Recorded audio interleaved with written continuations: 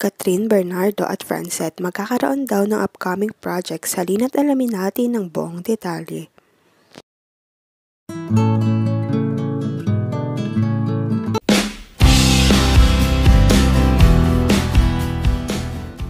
Catherine Bernardo, Francine Diaz at Seth Fedelin magkakaroon daw ng upcoming projects, halina't panoorin natin ang video. Seth, makakasama si Catherine sa project?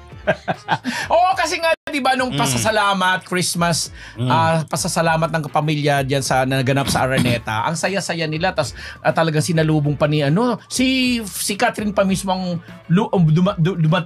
lumapit niyan sa dalawang yan, tapos beso-beso siya kay Seth, chucho, ganyan-ganyan kwento. Tapos sabi nila, may mga agad doon na sabi, uy, baka gusto nyo nang ituloy yung pinag-uusapan dati pa na project. Kaya isa daw po yan sa dapat nating abangan, Catherine Bernardo, at malamang makasama niya nga itong Francine Diaz, at saka si Seth Fedelin, no, na mga ati-atihan niya, mga anak, mga kapatid-kapatiran niya. Oy, why not, ha? Sarap yun, bongga yun, ha? Sino? Yan, yung tatlo, kung sakali. Diba? Okay, at alam mo may common dyan, wag na nating ungkatin. Parang tinapad, di ba? Ay, oo nga, no?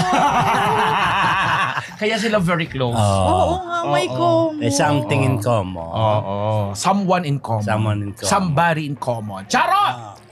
And that is? Domino effect. Naman nalalayo na magkatotoo ito dahil sobrang close ni Chin at Seth kay Catherine Bernardo. Madaming camera moments ang Francet kay ate Catherine nila, kaya ganun na lamang ang tiwala ng netizens na mabait talaga ang Francet at walang ginagawang masama kay Catherine. Sa ngayon nga ay nai-issue si Andrea sa Katniel at di umano siya ang third party sa hiwalayan ng Katniel.